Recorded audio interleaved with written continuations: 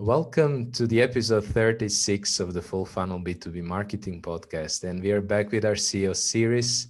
And today's guest joining me from Finland is Kaius Meskanen, the founder and the CEO of Choicely. And Choicely is a no-code app development platform for media, sports, and entertainment, helping them better engage and monetize their customer base through advanced digital tools. And I think Kaius has one of the most interesting jobs in tech, with Choicely apps powering events and shows like as Miss Universe, a football cup, and a CBS talk show. Welcome, Kaius. Nice to meet you all. I'm glad to be here. Awesome. So your job brought you unique opportunities. I saw you being interviewed on the red carpet by both Fox and Telemundo. And I was wondering, what has such exposure brought to Choicely? What has it done for Choicely's growth? It's of course positive. It's we have a special opportunity with Choicely because of working with media, sports, and entertainment to be involved with events and in that case interviews and kind of getting visibility with large audiences. And it of course has an effect on our visibility, and through that, of course, that translates into traffic and inquiries and some kind of talks that help, of course, the sales aspect of Choicely. Awesome. So it gives you a lot of visibility. It kind of like has a built-in virality inside of the product. And was that by design? Yes. So basically, it's by design because Choicely tools or the platform, we can build apps, and also we can single out some of those tools like a voting or a survey component and place it on web.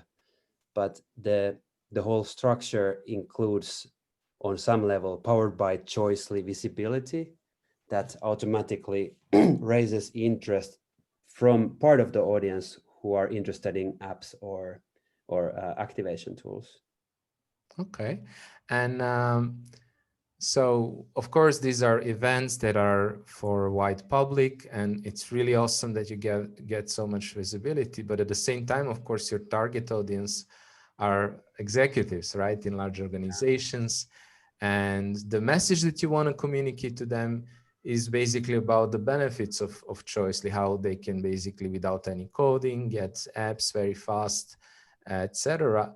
So how do you actually then make sure that the right message gets across to the right people in the right organizations? Yeah. So it's many things, I guess, like with everyone. But looking from the top, so we do have sort of validated and target segments, sports, media, entertainment, but we also work with companies. So we build apps for also, there's like the first political party app coming out. We have e-commerce apps and other segments.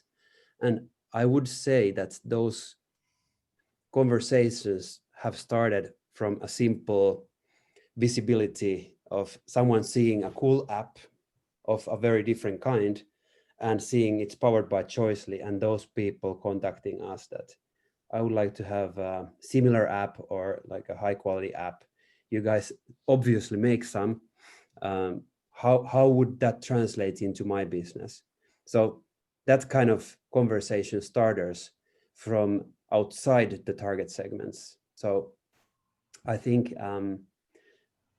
we've done at least some of the some of the things in a right way. I think with all businesses, including Choicely, it's just very important to get the clear message out. What do you do? In our case, we have a platform for building codeless apps, and what are the benefits for a business? And yeah, I think that's the right kind of message for all businesses and the right kind of conversation starter. Well, I guess I remember also when we first spoke, you were also explaining that the virality is kind of double with you. It's you, on the one hand, you have that exposure, but on the other hand, you can create also case studies and like more proactively than approach the decision makers. Is that something that is important for growth of Choicely? Yeah. So we have a very different way how we approach the different segments. For example, Choicely has a very special segment of, we work with beauty pageants like Miss Universe, Miss USA, and a great number of beauty pageants. And in that segment, we are in a moment where we are kind of the only tech supplier of that segment. So a lot of beauty pageant owners come to us saying that simply that, hey, I have the Miss USA app, I would like to have the similar app. Okay. That's the best kind of conversation starter. But then in media, or let's talk about TV production business. So there are 8 major companies who control 80% of the whole industry. So we talk directly with the decision makers of those 8 companies. So that kind of sounds simple, but then again, you have to prove yourself on a very high level. We work, for example, with ITV Studios. We produce Love Island apps, and getting there was a long road of proving and validating Choicely to them. And the one single conversation, or the most important part of the conversation, was the kind of Choicely's voting and fan engagement tools, which we believe are the best in the market. And in that's combined with codeless app builder, which brings also cost effectiveness. So that kind of combination is a winning combination in TV production segment where we produce TV show apps. In sports, it's a very wide market of sports teams in at least 4 tiers. You have Manchester United, a big one, and then you have a small one with less than 1 million euros of yearly revenue. So you have these different sizes, and then you have sports teams, sports events that are one-timers per year. So it's a wide, much more diverse market. And then after that, kind of the others, like going to e-commerce, political parties, city apps, then things start being very different. But there are some similarities in all of them and some special requirements. Also segments where Choicely is not so strong. So there are definitely, I would say that app market is somewhere in that stage where website market was 20 years ago, when companies like WordPress and Wix appeared and made it easy and fast and cheap to just go somewhere, create a website and launch it. We're trying to do the same for the app market, but it will be more segmented than website market. Okay, I like it because this is something that I struggle a lot of times when I speak to founders and marketers. They say, okay, but my application can be used in almost any segment. But yeah, but every segment is different. And what I hear from you is definitely each segment has its own strategy. And so then I wonder, like, what would you say to other B2B entrepreneurs in terms of segmentation? So how do you prioritize the segments, and how do you decide on which segments to work on and which to maybe deprioritize? That's a very good question. I think understanding where you are strong will help anyone to sell better, because then you focus on where you are strong. So the way I see first the app market, where I see Choicely is strong and where we should use our small resources, is where, I think it's from the perspective of where visuality, being interactive, where fan engagement, like engaging fans or customers, probably smaller or large customer bases, being social and kind of community driven, where those elements are important to a business, that is where Choicely platform is strong. And then again, if you're a pure B2B business, there is, for example, a company called AppSheet, acquired by Google this January 2020. They are also an app builder, and you build the apps by inputting data in Google Sheets, and there's no visuality or community elements. It's more like a very clever way of building Excel, business sheets for B2B use. So being app builder like them or us, we don't compete. They are masters of their area. But then again, we have a very different focus with our platform. And so we have these tags. And if a company of any kind is kind of, these tags are important to that business, then there's definitely like a case. Okay. Yeah. I love it. So you have defined a number of very strong qualification criteria, and they allow you to evaluate which segment or business to is basically makes a good chance to use and benefit from Choicely. I like it. And on the other hand, like being such an innovative, basically like a lot of your customers don't really know, if they think about an app, they think about, okay, we need to hire an agency to build an app, or software company, right? So I assume there's not a lot of awareness of app builders as such. So I was wondering, like, how do you deal with that? How do you, for example, how does your content strategy look like to educate? Because I assume you have to educate your market about the advantages of native apps, about the fact that, you could just very quickly build an app using Choicely or another app builder. Yeah, that's our kind of biggest and the center of our conversations with businesses. So it's new. Well, apps have been around 11 years, more or less. And now there are 3 million of apps, more or less, in App Store, Google Play. And 6,000 new ones are published every day. So it's growing. And increasingly, businesses are thinking of having an app. It's like a very wide discussion, because app can be almost anything. And there are definitely, like, we have a list of top 10 features that you get if you get if you create a mobile native app for your company. And then it doesn't mean that you should, you should, being a business and having a digital platform, you should keep doing what you do and having a website where you have probably your core functionalities. Maybe you sell something, a service, product, or a number of them. And then you have your social channels where you engage in the different ways of different social networks like Facebook, Instagram, maybe TikTok, YouTube, Twitter, and so on. Then you have probably an email list, hopefully a big one, an increasing one.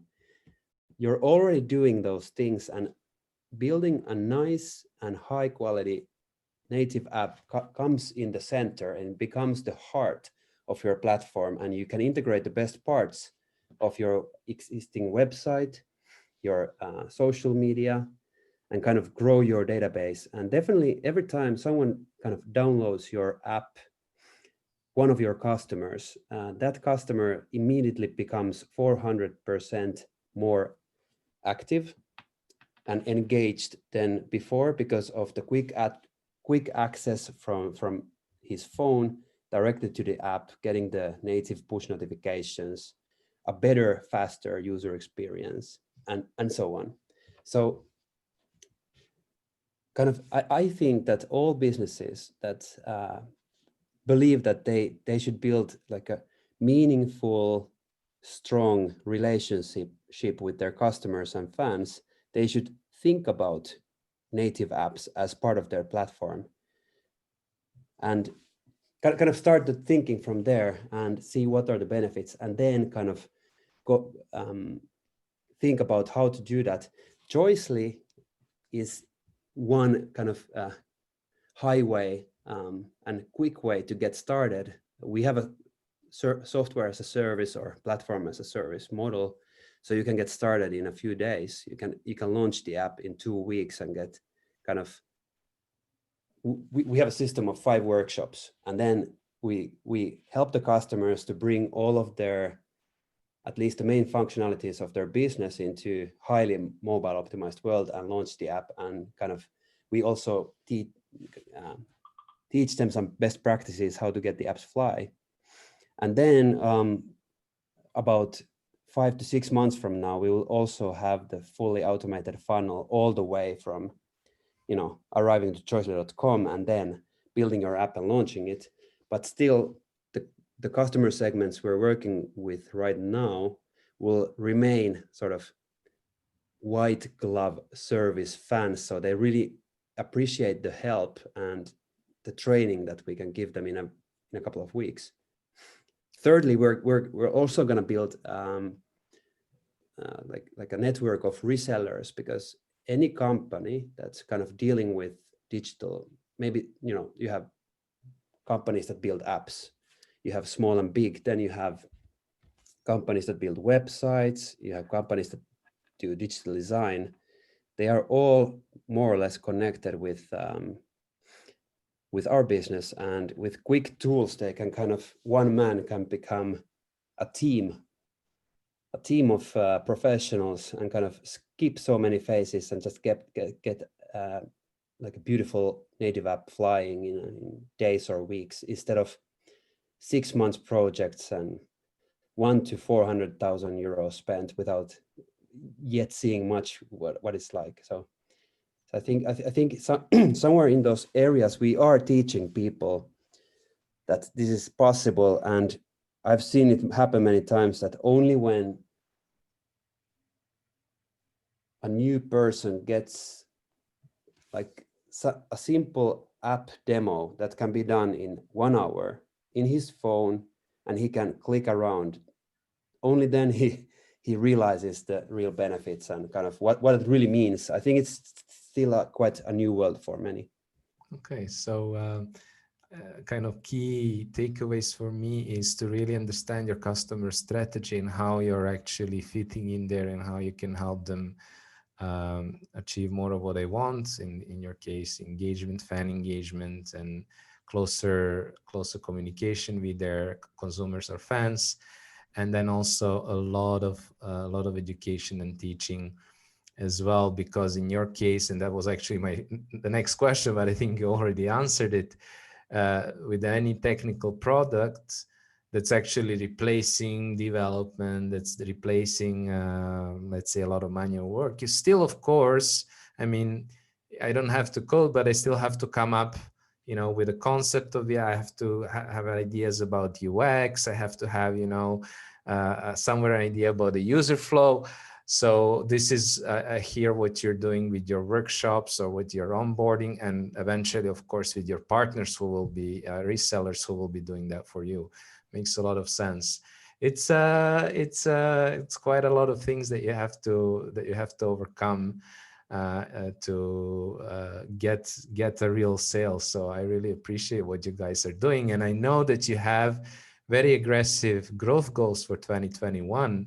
And that you want to basically more than double your sales and marketing team. And I was just wondering, from a perspective of a B2B founder and, in a company like Choicely, of course, what is your vision for an ideal team structure when selling complex, in this kind of like very complex situation where you have all these different steps in sales?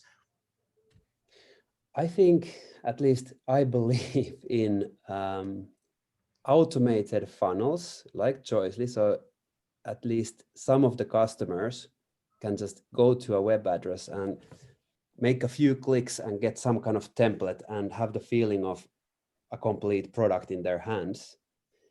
And if the customer has the will, he can do all the steps in between and publish the product, in our case an app. then I believe that the main functionality of a sales team and marketing team is to push and help new people go through that funnel. But the funnel needs to be there. And in our case, it's almost there. It's like 95% there. But once it's there, the kind of companies we're dealing with right now, they will never just use the automated funnel. But then again, small and mid-sized companies, some of them definitely will. And we already have companies that I know they would have gone through the funnel themselves. I think in our case, why we have a clear strategy in growing the team is that we know that we are a couple of years ahead of the market with tech.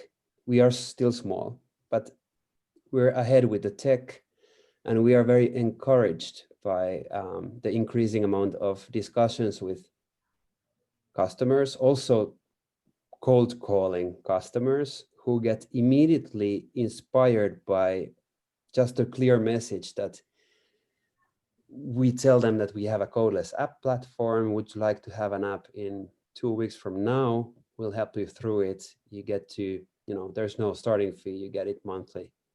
You get a monthly, small fee, and you can start right away. And then through a couple of examples, if they're anywhere close to their business, they can visualize in their heads right away what could their app look like. Yeah. Okay, so if we got that right, the first thing you need to know, you need to nail your funnel, and then you need to hire people who are going to be able to run and optimize their funnel, right? Yeah. I love it. It's a simple plan. And I think you really nailed the topic. And I always like to ask this kind of question for a wrap up, because you yourself are a B2B founder, you're a CEO of your company, and as Choicely also acquires services and tools. And I just wonder if you would turn the tables around and say, get your perspective as a B2B executives as a buyer, let's say. So when acquiring, let's say, not cheap, things that you can try yourself, but more complex products or services as a buyer, what are some of the things that you find important, and how do you actually like to be approached, or how do you prefer this experience to look like when others are selling to you? I think I strongly believe in clear messaging. I strongly believe that whoever contacts me, and probably anyone else, I think there should be the salesperson or marketing person should always be very clear about their product or service. In our case, a codeless app or app platform that we're selling. But I think the more complex the product is, the further away you should look at your product, not to kind of communicate the great features or great details. They remain great, but if you're constantly talking to new people, which you should as a marketer, then you should stick to what is your main message and maybe 3 supportive points, but to be able to say all of it in 15 to max 30 seconds. I think that's the core of everything, and we have struggled with it, but I think we got it right now. But on the way, we've been iterating. I think we're in an iteration of 30 or 50 at the moment. Through building a platform, making sure it serves the customers in a best possible way, and then understanding what are the most important parts of your product and so on. So back to the point, the precise point. I think clear messaging of what you're selling and what are the direct benefits to your customers to get the initial interest. I think that is the difference of if some, let's say in social or email world, that is the difference if someone reads more or clicks a button, really. Absolutely. I think you nailed it. Thank you so much for this wonderful interview. Much success with your plans, and have a wonderful end of the year. Hey, thanks.